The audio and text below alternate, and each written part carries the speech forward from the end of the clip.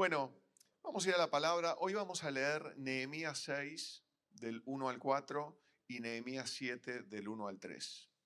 Y no se preocupen, no les voy a hablar de una construcción de un edificio. Parece que cada vez que Nehemías viene a la iglesia es para manguear para un edificio, ¿no? Pero no. Esta vez no es eso. Esta vez sí creo que Dios está construyendo algo en cada uno de nosotros. Es decir, nosotros somos edificios, ¿verdad? Somos templos ¿de qué? De su Espíritu Santo. Así que somos un edificio. Somos piedras vivas, dice la palabra, de un edificio. Así que este proyecto de construcción de Dios es tu vida. ¿eh? Y este proyecto está relacionado a tu carácter, está relacionado a tu santidad, está relacionado a tu contentamiento. El contentamiento es lo que yo llamo el arduo camino a la felicidad. El contentamiento. Primera Timoteo 6, del 6 al 10. Y quiero decir que hay un camino que parece el camino a la felicidad, el verdadero camino a la felicidad, que es el camino que nos ofrece el mundo, pero es un camino falso. Comidas, placeres, salidas, viajes, adicciones, sexo ilícito, concreción de proyectos del mundo, dinero, poder, cosas que parece que nos dan la felicidad, pero son atajos que terminan siempre en el mismo lugar, y este lugar es frustración. Ahora, el problema con estas cosas es que todas te dan una sensación de alivio, todas generan algún tipo de descarga, pero te hacen esclavo de un sistema. Te sacan la libertad y en tanto no sean la voluntad de Dios, entonces te van metiendo en tinieblas hasta que no podés ver y terminás como el mundo, sin ser del mundo, con los ojos entenebrecidos, como dice Romanos 1. Pero hay un camino a la felicidad. ¿Cuántos saben esto? Hay un camino a la felicidad. No es fácil, no tiene atajos, es caro, pero si es caro, tenés que estar contento porque es verdad que se entra a este camino por gracia, pero tiene un precio. Y ese precio es caro, pero si es caro, quiere decir que te estás comprando algo que es de calidad. Felicidad de calidad. Decí conmigo fuerte, felicidad de calidad. Rima y todo. Pero eso cuesta trabajo, necesita trabajo. Y por eso quiero hablarte de eso hoy. Es un proyecto de construcción de un carácter. Y para eso tenemos que saber que lo más importante es que tenemos que cambiar nuestra forma de pensar. ¿Por qué? Porque sabemos muy bien que como uno piensa, después ¿qué hace? Actúa. Y cuando uno repite una conducta muchas veces, eso se transforma ¿en qué? En un hábito. Y un hábito repetido muchas veces se transforma ¿en qué? Carácter. Y el carácter es lo que el Señor quiere formar en nosotros. Un carácter ni más ni menos que como el de Cristo. Un carácter ni más ni menos que como el de Jesús. Porque para eso vino Jesús, para que todos nosotros, hermanos menores, fuésemos conformados a su imagen. Esa es la redención de nuestras vidas. Rescatarnos de un mundo vano y hacernos como Jesús. Gente que tenga vidas con una significancia eterna, vidas que signifiquen algo en la eternidad, no vidas perdidas en una especie de rito sin sentido, un perro que se muerde la cola, que nunca llega a mordársela, ¿no? O como un hámster que corre en una ruedita, no queremos eso. Queremos sí una vida con significancia eterna, con el diseño perfecto. ¿Cuántos creen que hay un diseño perfecto para nuestras vidas? Tenemos un diseño perfecto corporativo como iglesia, que es ser el cuerpo de Cristo, el cuerpo físico de Cristo acá en la tierra, pero también tenemos un diseño individual que Dios nos dio a cada uno y que si nosotros nos alineamos con eso, seremos no solamente felices, sino que seremos importantes en la eternidad. Lo digo humildemente, sin que nadie se crea nada ni quiera creerse nada, pero sí el Señor nos hizo para que podamos hacer obras no solamente como las de Jesús, sino obras mayores que las de Jesús. Jesús dijo al principio que Los que creyeran en él harían obras como las de él, pero después rectificó y dijo obras mayores. Así que obras mayores que las de Jesús. Y por eso este proyecto de calidad, bueno, hecho con buenos materiales, con buen fundamento, es lo que hoy vamos a trabajar. ¿Qué les parece? Bueno, entonces Nehemías 6, del 1 al 4, tiene algunas cosas prácticas. Vamos a ponerlo en la pantalla. Acuérdense esto, para batallas espirituales necesitamos estrategias prácticas. Y vamos a leer ahora lo que dice Nehemías 6. Dice que cuando oyeron Sanbalat y Tobías y Gesem el árabe, todos enemigos de Israel, y los demás de nuestros enemigos, que yo había edificado el muro y que no quedaba en él portillo, dice Nehemías, o sea, sus enemigos escucharon que el muro estaba terminado y no había en él agujero. No había en él portillo. Cuando dice portillo es que no había en él lugar por donde pasar. Fíjense que hago acá una pausa. Este es un proyecto que no era fácil. Esto era la reconstrucción del muro de la ciudad de Jerusalén, que había sido tratado de hacer por muchos años, pero no lo habían logrado. ¿Qué pasaba con la reconstrucción del muro? Trataban, pero no llegaban. Siempre empezaban, algo pasaba y se descorazonaban. Hasta que llegó Nehemías. Déjenme darles un poco de contexto. Los judíos habían estado en el exilio babilónico 70 años. Y antes de eso, Nabucodonosor había destruido Jerusalén, incluido el templo. Y después del exilio, los judíos fueron volviendo de Babilonia. Y llegaron de a tandas. Eran tandas como más o menos de 50.000 judíos que volvían. Y esto fue como 600 años antes de Cristo.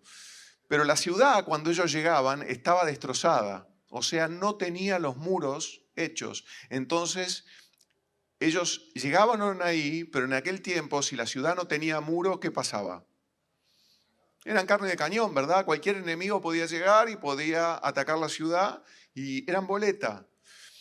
Y es interesante que volvieron en tandas, Zorobabel trajo una parte de la gente, reconstruyeron el primer templo ahí, pero él no pudo hacer todo. Y después vino Ezra. Y Ezra vino a preparar los corazones, porque ¿cuántos saben que una vez que el templo está terminado hay que preparar los corazones? Eso fue así en la antigüedad, ya Dios lo estaba haciendo así, y hoy es lo mismo para nosotros. El Señor, hoy leíamos a la mañana en Hechos 17, no habita en templos hechos por manos humanas. El Señor habita en gente de carne y hueso, templos del Espíritu Santo. Y vos dirás, sí, lo escuché muchas veces, ahora lo escuchaste. La pregunta es, ¿entendés qué significa?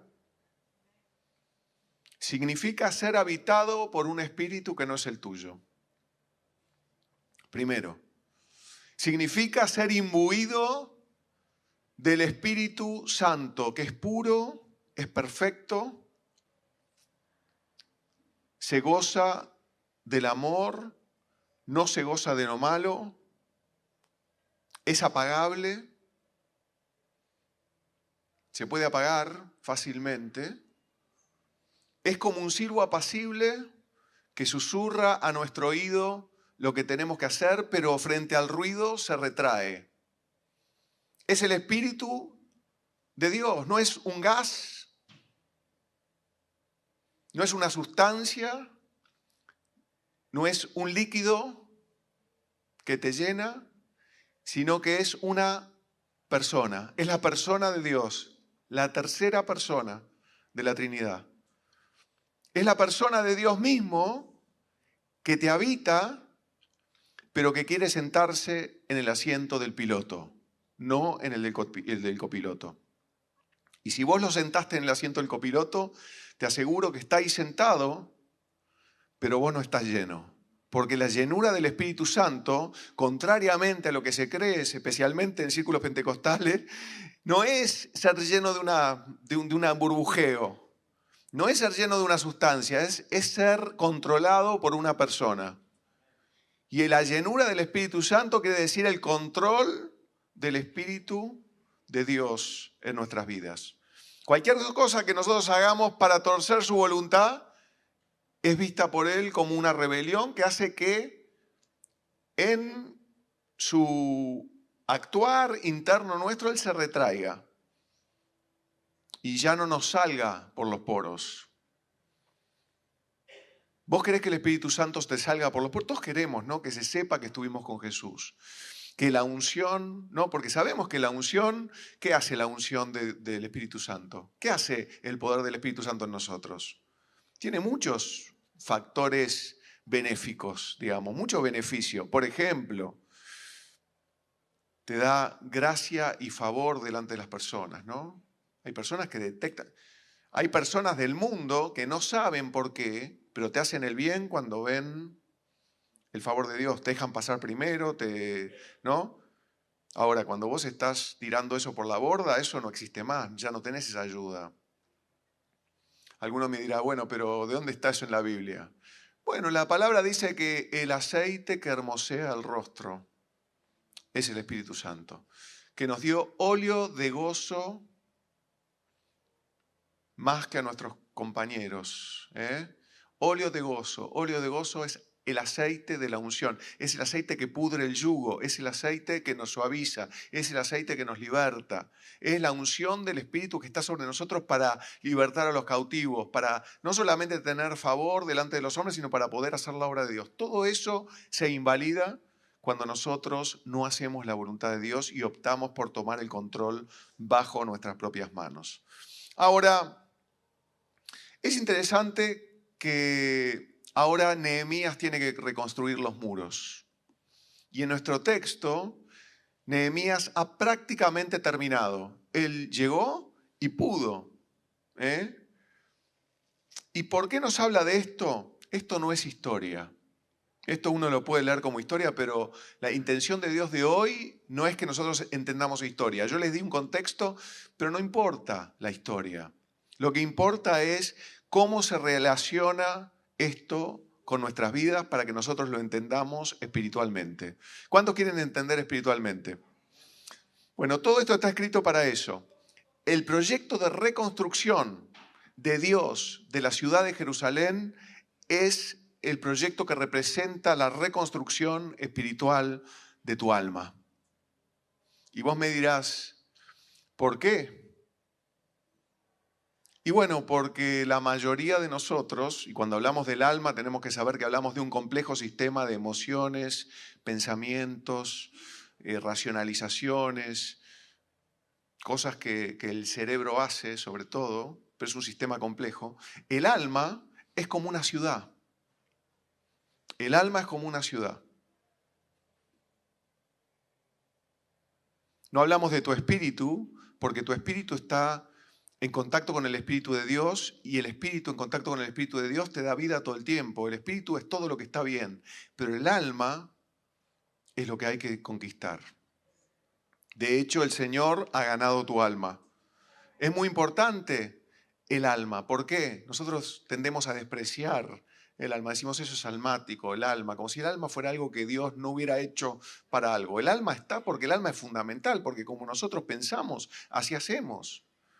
Y si el espíritu está bien, pero el alma está mal, adivinen qué. Está todo mal porque nuestras conductas no van a poder seguir lo que el espíritu dicta. O sea, esto es así. Imagínense, a ver, ¿cuántos hay mayores de 40 años acá? Bueno, varios. Buenísimo, porque me van a entender. ¿Se acuerdan del DVD? ¿Del DVD player? Bueno, imagínense que el Espíritu Santo es como el DVD. Se pone adentro del DVD player. Y el DVD player es nuestra alma. ¿Ah? Y el DVD player está conectado a una televisión. Cuando el alma está rota, vos pones el DVD, pero en la televisión, ¿sabés qué se ve? Ahora ya no tienen, con YouTube ya no existe esto, pero Pero ¿sabes qué se ve cuando el DVD player está mal? Ese ruido blanco, ¿no? Y muchos creyentes somos así. El Espíritu Santo está, pero no lo podemos decodificar. El Espíritu Santo nos está hablando, pero nosotros no estamos sintonizando. El Espíritu Santo está transmitiendo, pero nosotros no podemos hacer una imagen. ¿Por qué? ¿Por qué es eso? No es por mal, es porque tenemos que ser sanados. Y así como hay sanidad física, hay sanidad también emocional en la cruz. Hay sanidad del alma también en la cruz. Así que el Señor quiere que sanemos nuestras almas. Y tu alma es como una ciudad. Tiene calles. ¿Cómo son las calles? Conexiones neuronales, las dendritas ¿no? Alguno dirá, ¿qué son las dendritas? No tengo ni idea, pero son así. Se llaman las dendritas, son las cositas que tiene una neurona que se conectan entre sí, ¿no? Y tiene edificios, tiene conexiones, tiene sistemas de transporte, tiene una cantidad de cosas. Y esto trae un par de preguntas. Pregúntale al que está al lado tuyo, ¿cómo está tu ciudad?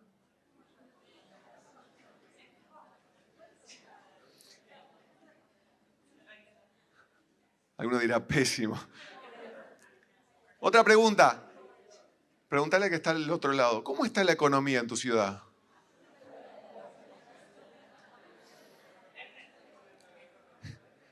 ¿Cuál es el índice de pobreza en tu ciudad? No pobreza económica, no estoy hablando de eso, estoy hablando de misericordia, generosidad. ¿Cómo está la cantidad de accidentes de tránsito en tu ciudad? De repente hoy venías en el auto y pensaste algo malo contra el que venía al costado, ¿no?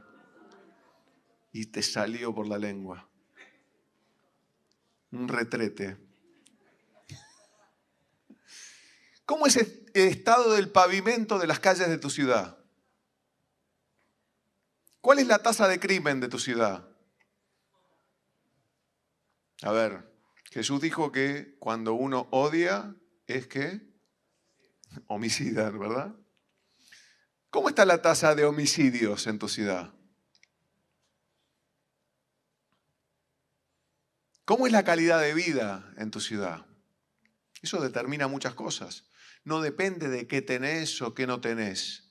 Depende de otras cosas. ¿Cuánta paz o guerra hay en tu ciudad? ¿Está tu ciudad como Kiev o como Mariupol o como Sarajevo en los 90 o está como Gaza ahora? ¿Cómo está tu ciudad en este momento? A veces cuando decís, y sí, pequé, hice lo que tenía que hacer porque necesitaba darle rienda suelta a mi pecado, porque necesito un poco de realidad. Yo quiero decirte una cosa, eso no es realidad. Eso es batalla contra el alma. Eso es una guerra contra tu ciudad. El pecado es guerra contra tu ciudad. Primera de Pedro 2, versículo 11, dice, amados, yo os ruego. Lo podemos poner arriba ahí. Primera de Pedro 2, 11. Y esto es un ruego de Pedro a nosotros y a la iglesia en aquel tiempo, en Roma. Dice 1 Pedro 2, amados, yo os ruego como a extranjeros y peregrinos que os abstengáis de los deseos carnales que batallan contra el alma. O sea que hay una batalla, una guerra contra tu alma, y quiero darte la noticia, la guerra no es externa, es interna. Vos decís, no, hay gente que no, hay que ponerse una cintita contra la envidia, tengo el de al lado. No, es interna. Son deseos que batallan contra el alma. Eso trae destrucción y el pecado es destrucción de tu ciudad. Y el mensaje hoy es, tenés que empezar a reconstruir los muros de tu ciudad y tenés que ponerle puertas a tu ciudad. Por eso tenés que entender que vos has sido designado como el intendente de tu ciudad. Sos el jefe de gobierno de tu vida. Vos sos la persona que da las llaves o se las saca al enemigo de tu ciudad. Podés declararlo un visitante ilustre y darle las llaves y que haga un destrozo. O no, o podés cuidarte. Y el cuidarnos tiene que ver con cada uno y con nuestras vidas, la vida de cada uno. Así que sos el responsable de la reconstrucción. Sos el responsable de arreglar o empezar a reconstruir, y es responsabilidad tuya, con la ayuda de Dios, lo que tu pecado anterior dejó expuesto.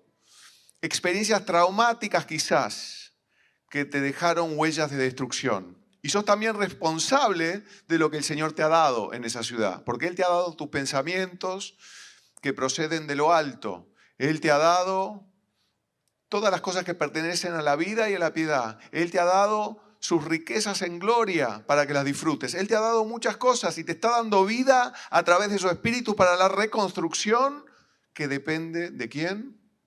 De vos. Nos encantaría decir depende de Dios, ¿no? Pero esa es tu contribución. Y vos dirás, bueno, pará, ¿dónde dice eso de que mi alma es una ciudad en la Biblia? ¿Sabés quién lo dijo? El rey Salomón. En el libro de Proverbios, que está escrito por Salomón en su mayoría. Salomón, un rey próspero, hombre sabio, tuvo como 700 mujeres. Yo estoy tratando de reconciliar eso, ¿no? De hombre sabio con 700 mujeres. La verdad es la única contradicción que encontré en la Biblia, pero porque no hay contradicciones en la Biblia, pero eso es una contradicción. No sé. Así que pidió sabiduría a Dios, Dios se la dio y él dijo esto, Proverbios 25, 28, dijo, como ciudad derribada y sin muro es el hombre cuyo espíritu no tiene rienda. Y cuando dice espíritu, en el original habla de alma. Así que como ciudad derribada y sin muro, Proverbios 25, 28, vamos a ponerlo ahí en la pantalla, como ciudad derribada y sin, ¿qué?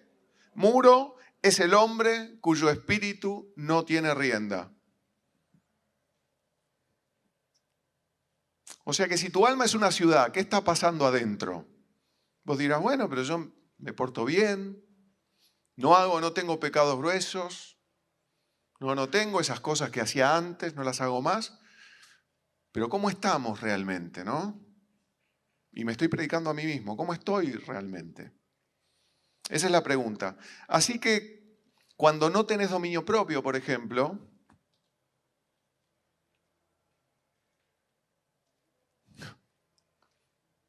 cuando tenés poco dominio propio, sos como una ciudad sin muros. Tu alma no tiene protección. Por eso es lo que te pregunto. Así que cuando hablo de Nehemías y solamente leímos como medio versículo, no estoy hablando de historia, estoy hablando de vos. Y somos influenciables. Decía que está al lado tuyo, yo soy una persona influenciable. Pienso que no, pero soy una persona influenciable. Y si vos no ves tu alma como una ciudad, si no la ves como una ciudad, y no entendés que tenés la responsabilidad de defenderla, entonces vas a sufrir. Sé que muchos jóvenes y no tan jóvenes piensan, tengo que encontrar a mi otra mitad, tengo que encontrar a mi media naranja, ¿no? Mi alma gemela, el día que la encuentre, mi vida se va a reencarrilar. Y yo lamento decepcionarte, pero cuando vos encontrás a tu otra mitad, pero vos ya tenés una ciudad sin muros, y la otra persona tiene otra ciudad sin muros, y empiezan a comerciar entre ustedes, solamente desastre de ahí puede salir. Así que muchas veces no te apures, Si sos joven, querés encontrar tu otra mitad ya, y a veces no tan joven. Hay alguno que dice, cuando yo encuentre a la mujer de mi vida, entonces todos se van a encarrilar. Y capaz que es la mujer de tu vida, pero está en una situación como estábamos María y yo cuando nos conocimos. Dos desastres, sin muros. Y empezás a comerciar ahí un desastre en ciernes, en puerta. Con lo cual es responsabilidad nuestra de cada uno que defendamos nuestra ciudad con responsabilidad. Eso no es algo que vos le podés pedir a otra persona que haga. ¿Se entiende? Es algo que cada uno individualmente tiene que hacer. Y vos decís, bueno, pero estoy casado, mi mujer tendría que ser parte también de esto. No. De todo sí, son una sola carne, pero esta defensa, ella te puede ayudar, pero es tu responsabilidad. Ella no te puede cambiar a vos. ¿Verdad que nosotros muchas veces pensamos que un cónyuge puede cambiar al otro? Muchas mujeres se han casado con hombres pensando que cuando me case con él lo voy a cambiar. Y después se dan cuenta que no lo pueden cambiar. ¿Quién puede cambiar? Y viceversa también. Viceversa. ¿No? ¿Quién puede cambiar a una persona? El Espíritu Santo es el único que puede cambiar a una persona. La gente en general no cambia. El cambio de un corazón es un milagro. Es un milagro. Es un milagro mayor que una sanidad física. Una persona cambie su corazón es un milagro. A veces lo sabemos porque nos damos cuenta porque, por ejemplo, tenemos un familiar y decimos, por favor, Señor, tocalo, por favor, hace algo, porque es imposible, no lo veo. No veo nunca, esta persona no va a poder cambiar nunca. Pero tengo una buena noticia. He visto vidas transformadas absolutamente. En muchos de ustedes, en nosotros también. Y veo muchas vidas transformadas de acá al futuro. ¿Estamos bien? ¿Sí? Aleluya. Amén, Señor. Esto es para vos. Nehemías 6, 1 al 4. Dice lo siguiente, leo de nuevo. Cuando oyeron Sanbalat y Tobías y Gesem el árabe y los demás de nuestros enemigos que yo había edificado el muro y que no quedaba en el portillo, hasta ahí llegamos, aunque hasta aquel tiempo no había puesto las hojas en las puertas, o sea, las puertas no estaban cerradas, no había puertas, no estaban puestas. O sea, el muro estaba, pero las puertas no. Interesante, ¿no? Sanbalat y Gesem enviaron a decirme, ven y reunámonos en alguna de las aldeas en el campo de Ono. Mas ellos habían pensado hacerme mal. Fíjense lo que le pasa a Nehemías. Estos enemigos lo quieren incitar a reunirse con ellos.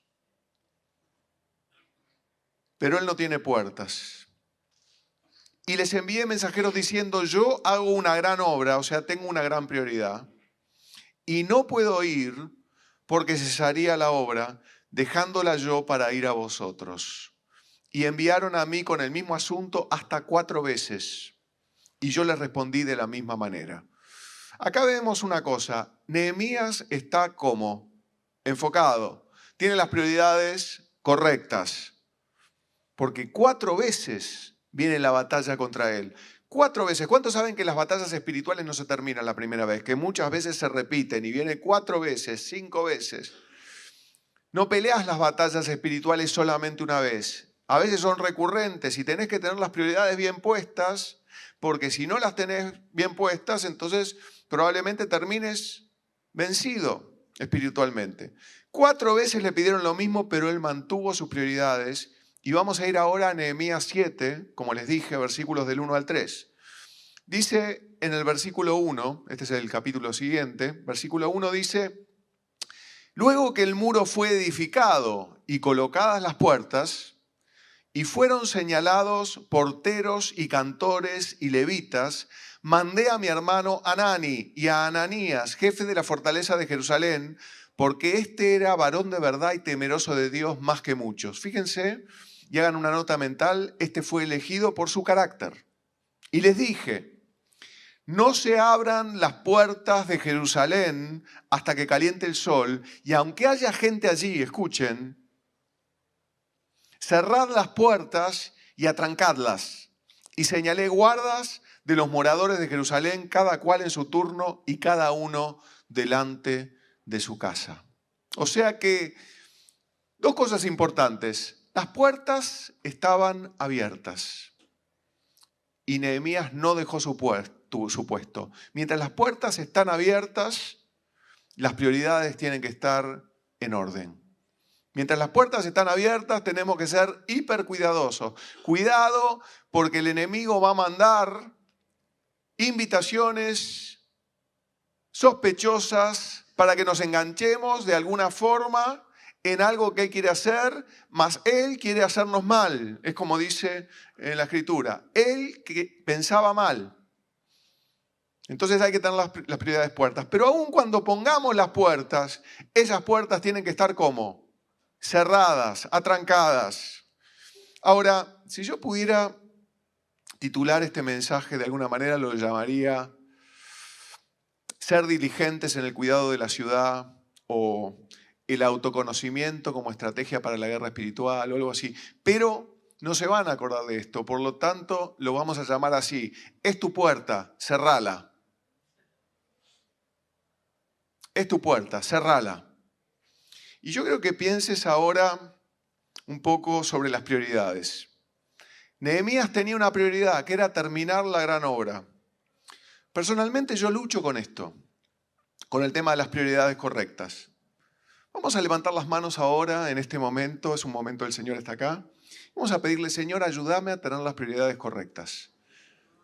Ayúdanos, Señor, a tener las prioridades correctas. Creemos que hoy, por medio de tu Espíritu, nos vas a reenfocar en las prioridades correctas.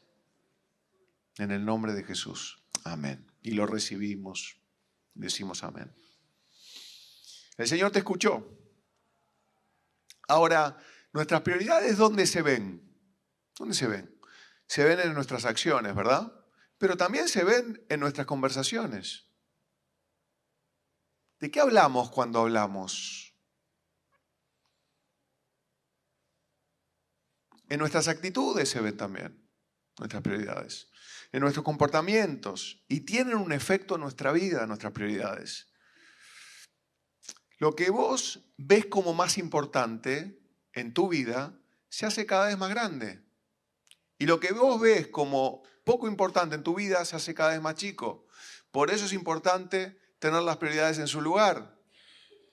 Yo les conté este ejemplo de esta historia que me contaron de un chico que le pregunta al papá un día y le dice, papá, ¿por qué ese avión que estamos viendo en el cielo siempre es tan chiquito?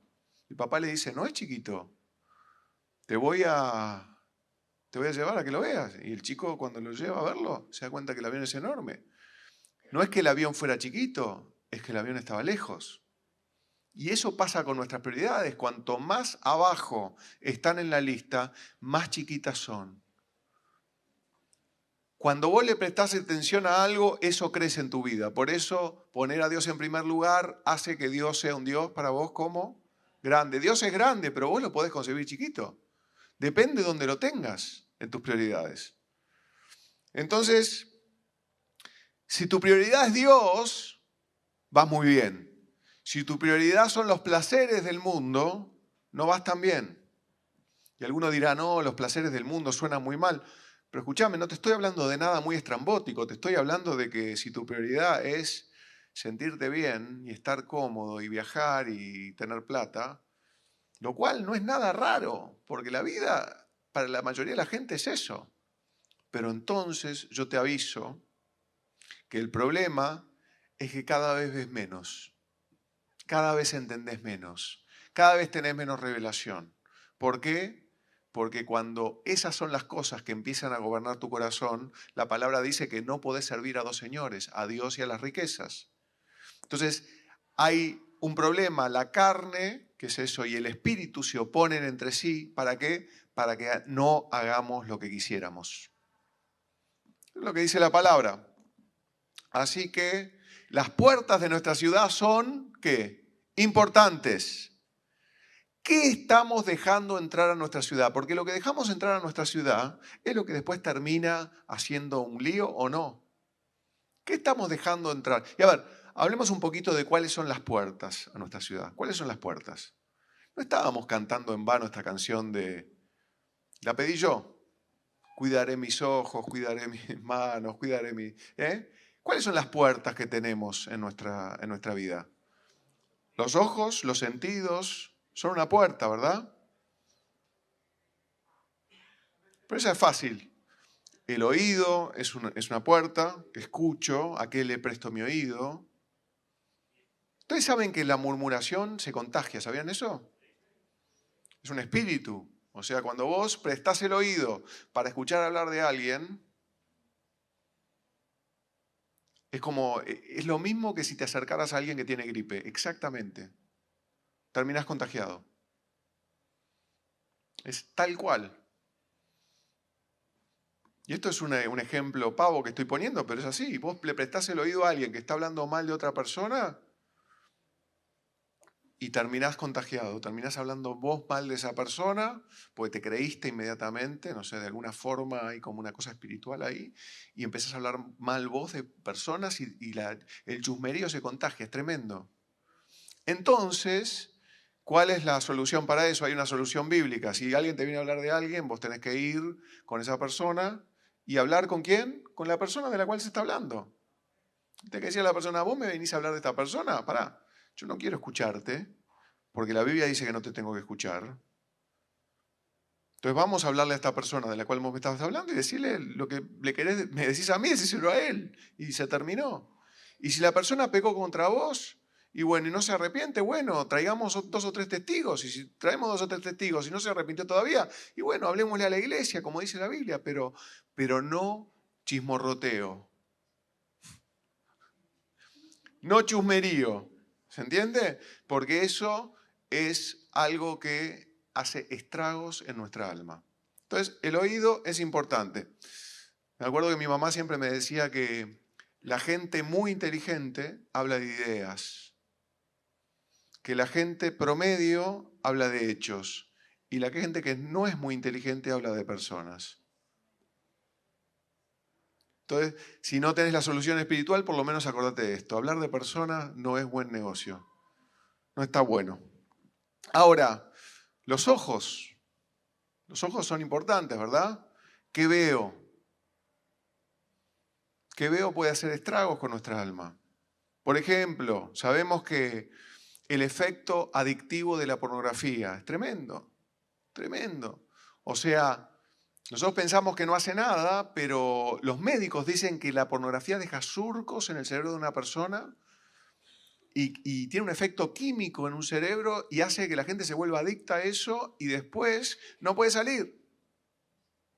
Por eso uno dice, bueno, cruzo este umbral una vez, no va a pasar nada. Es el gran engaño. Es como las drogas, ¿no? Yo probé la primera vez drogas y después me volví drogadicto. ¿Por qué? Porque crucé un umbral. Y una vez que lo crucé, después no podía salir.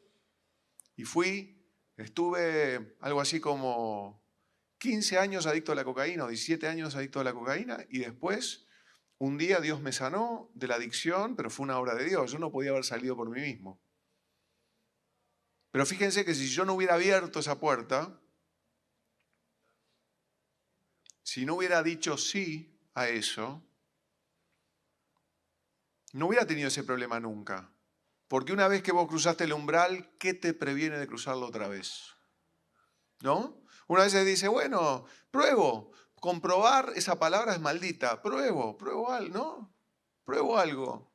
No, que pruebe no va a pasar nada, pero pruebo y después quedé atrapado ahí. Es como, voy a probar meterle la mano en la boca al tiburón a ver qué pasa. Dicho sea de paso, ¿saben que a Tomás lo mordió un tiburón en un dedo? Nunca les conté eso, ¿no? Eso es un testimonio. Otro día se los cuento. Tremendo. ¿Saben que, escuchen, estábamos en República Dominicana, un lugar donde había tiburones que nadaban, unos tiburones nodriza. No hacen nada teóricamente, pero no se los podía tocar. Y los chicos le decían al tipo que cuidaba, por favor, ¿podemos tocar a los tiburones? No pueden tocarlos, no se pueden tocar los tiburones. Por favor, ¿podemos tocar a los tiburones? No hacen nada.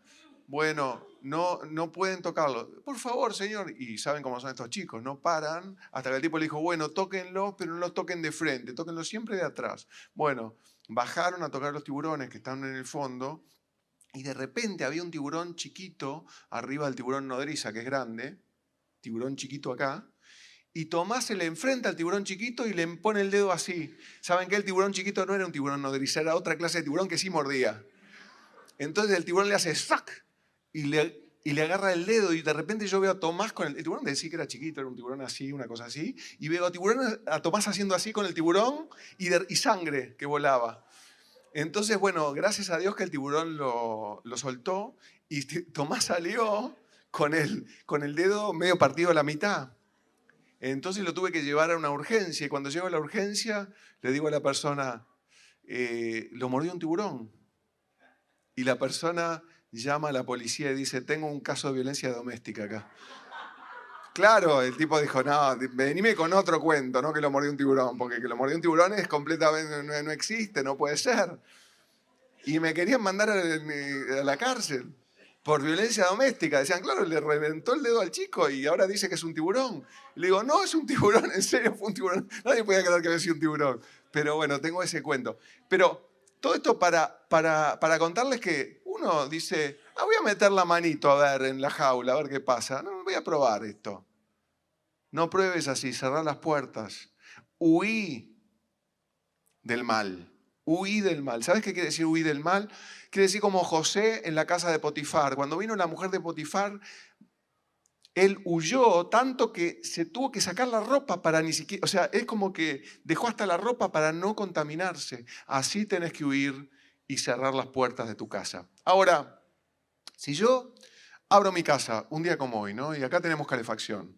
Si no se dieron cuenta, este lugar no hace frío porque tenemos la calefacción puesta. Así que pueden venir todo el invierno, no se preocupen, puede hacer frío afuera, pero acá va a ser calor, se los prometemos. Así que no van a pasar frío acá. Pero si nosotros abrimos la ventana, ¿qué pasa? O abrimos la puerta de acá, supónganse que acá hay una puerta, ¿qué pasa? El calor se va, ¿verdad? Cuando vos abrís la puerta, se te va, entre otras cosas, la unción del Espíritu Santo. ¿Y qué entra cuando abrís las puertas? Moscas, mosquitos, la invasión de mosquitos. Entran adentro, ¿no? El otro día en la iglesia estaba lleno de mosquitos, abrí la puerta, lleno de mosquitos.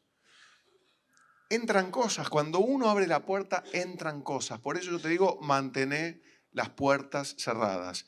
Vos vivís acá en Vicente López, vivís acá en Villa Martelli, ¿dejarías las puertas abiertas de tu casa? ¿Qué puede pasar si dejas las puertas abiertas? Todo lo que tenías puede desaparecer en un minuto, ¿verdad? Te afanan vivo. Bueno, así es con las puertas de nuestro corazón, es con las puertas de nuestra alma, de nuestra ciudad. Si dejamos las puertas abiertas, podemos contaminarnos también. Si las puertas están en reconstrucción, si está en reconstrucción el muro, tenemos que estar vigilantes de nuestra casa, vigilantes de nuestra ciudad, vigilantes de las puertas, porque podríamos contaminarnos. Y la gran pregunta es, ¿cuál es la puerta de la cual no estamos hablando? La boca. La boca es una gran puerta. Y vos decís, pero si de la boca salen las cosas. Sí, Mateo 5, versículo 37, este es Jesús hablando, dice, pero sea vuestro hablar, sí, sí, no, no, porque lo que es más que esto, del mal procede. Mateo 12, 35 dice, el hombre bueno del buen tesoro del corazón, o sea, del alma, saca buenas cosas, y el hombre malo del mal tesoro saca malas cosas. Mas yo digo que de toda palabra ociosa que hablen los hombres, de ella darán cuenta en el día del juicio. Tremendo, ¿no? O sea, pensar que vamos a estar delante del Señor, el Señor nos va a decir, bueno, día del juicio, bueno, contame por qué hablaste esta palabra ociosa. ¿Qué quiere decir palabra ociosa? Palabra que no tiene ningún sentido, ¿verdad? Eso nos lleva a plantearnos qué hacemos con nuestras vidas. Porque si estamos diciendo palabras ociosas, estamos chismorroteando, también quiere decir que estamos probablemente haciendo lo mismo en una cantidad de áreas, no solamente hablando. Estamos en rutina sin sentido. Estamos perdiendo el tiempo en un montón de aspectos. A ver, vuelvo al tema que hablaba al principio. Tu vida tiene un diseño. Recibilo.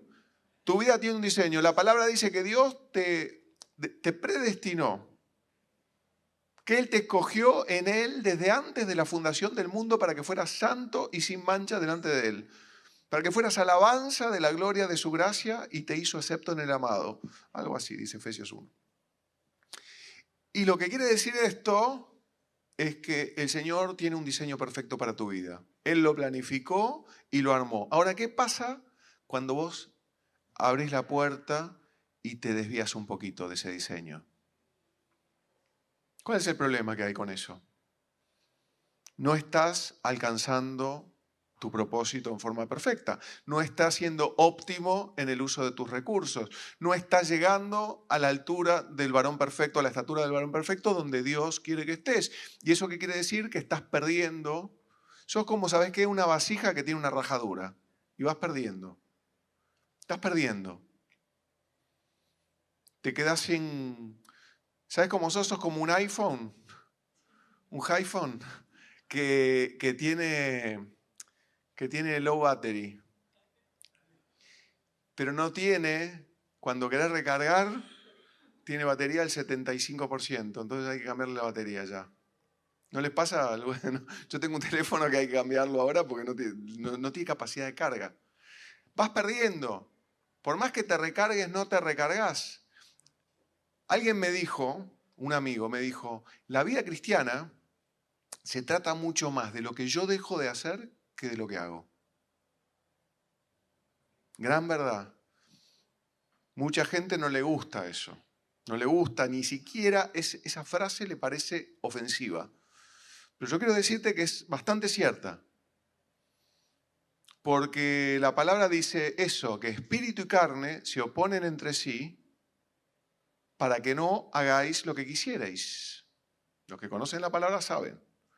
O sea que, ¿por qué diría eso? Y también dice que para esto murió y resucitó Jesús, para que los que viven ya no vivan para sí, sino para aquel que murió y resucitó por ellos. O sea que hay algo en la vida cristiana que tiene que ver con dominio propio, con control, con refrenarme, con cerrar la puerta, con reconstruir el muro.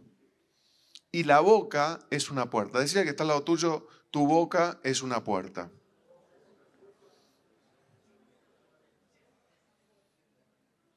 Si tengo el muro como tenía Nehemías, pero no tengo puertas, cualquiera puede entrar. ¿Para qué me sirve el muro si no cerré la puerta? A veces nos matamos construyendo el muro y no cerramos la puerta. Hacemos todo bien, pero nuestra boca, nuestros ojos. Entonces acá va la pregunta, ¿qué haces cuando estás haciendo progreso en la obra de Dios, pero recibiste una invitación del enemigo? Acuérdense, esto no es un enemigo humano, esto es un enemigo que es lucha contra carne y no contra carne y sangre, sino contra principados y potestades. En Nehemías es un enemigo físico, pero en nuestro caso no es. Estamos hablando de nuestros enemigos espirituales. Y yo te digo, muchas veces recibimos la invitación del enemigo y abrimos la puerta de nuestra boca. Y vos decís, ¿de qué me estás hablando? Y bueno, la autoconmiseración, por ejemplo. ¿Qué es la autoconmiseración? ¿Qué es? Me creo un pobrecito, entonces me quejo de cómo me va. Hablo del desastre que es todo, ¿no? ¿Y eso qué son? Palabras como ociosas. Romanos 14 dice esto. Dice que todo lo que no proviene de fe es pecado. Muy bien, los que conocen la palabra. Todo lo que no proviene de fe es pecado. O sea que cuando yo hablo sin fe, estoy pecando. Cuando yo hablo sin fe quiere decir que me estoy quejando. A Dios le desagrada la queja. Le desagradó en el desierto. Los israelitas terminaron 40 años dando círculos en un camino que era de 11 a 15 días. No avanzaron, no pudieron entrar en la tierra prometida. Sí vivían una vida de milagros. Vivían una vida de nube, de columna de fuego, tenían maná del cielo, las ropas no se les raían, estaban sanos y todo lo demás, pero eso era una experiencia de desierto. Nunca llegaron a entrar hasta que pereció esa generación y entró otra, la de Josué y Caleb. Pero ellos no podían entrar. ¿Por qué no podían entrar? Porque vagaban en sus mentes, dice la palabra. Porque tenían un corazón malo de incredulidad. Entonces, toda palabra que no viene de fe es una invitación del enemigo que nosotros estamos siguiendo y la estamos cumpliendo. Estamos hablando sin fe. Nos estamos quejando, estamos hablando palabras ociosas, estamos hablando de más. Si no es una palabra de fe, no la digas. Tenemos que aprender. Tenemos que aprender. Cuando hablamos, digamos sí, sí, no, no, porque lo que es más que esto del mal procede. Nosotros pensamos, bueno, voy a probar, decir una palabrita. Sentimos una descarga, ¿no? ¿O no? Yo sé que a muchos no nos gusta esto, pero está bueno hablarlo.